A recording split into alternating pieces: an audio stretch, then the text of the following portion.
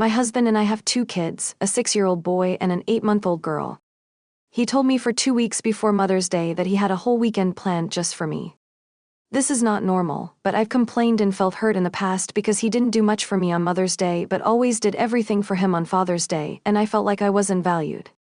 It looks like he finally got what I was saying and was going to make this year extra special for me. He kept telling me that he couldn't just give me a massage because it wasn't enough when all I asked for was one. Like, I don't know. I really believe this man went all out at this point. Anyway, it's Friday and a lot of people start showing up. About 10 to 15 people were present. I believe I knew 2 people. The Mother's Day bonfire was what he called it.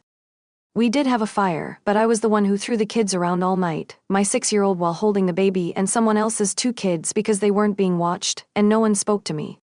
My husband friend told me he was stealing my husband to go 4-wheeling at the very end of the night, which was the first time I ever heard from him. It's almost 11 o'clock and everyone but me is drinking. I told them my husband wasn't leaving. I told my husband this too. You're drinking, you're not going anywhere. That made him think, oh, I need to find a DD first, then I can leave. He then asked his friend to drive him around and he and everyone else left. This was supposed to be my guaranteed weekend, but I had to watch other people's kids, wasn't talked to, cleaned up a mess, and now my husband is leaving. I'm very upset. The next morning, I talk about how hurt I am. He says he understands and is sorry. He also says he was drunk and wasn't thinking straight. I see what you mean. No big deal. We didn't do anything on Saturday because he slept most of the day because he was drunk. So, yesterday his boss called him at 6 a.m. and asked him to come into work because they were short-staffed. He said yes. I was hurt, so I said, but it's Mother's Day. He adds, I know, I'm sorry, I just don't want to pass up the opportunity for more hours. Which I also get. Okay then. When he gets home at 5 p.m., he starts getting the kids ready and leads them to the door, so I think it's time to celebrate.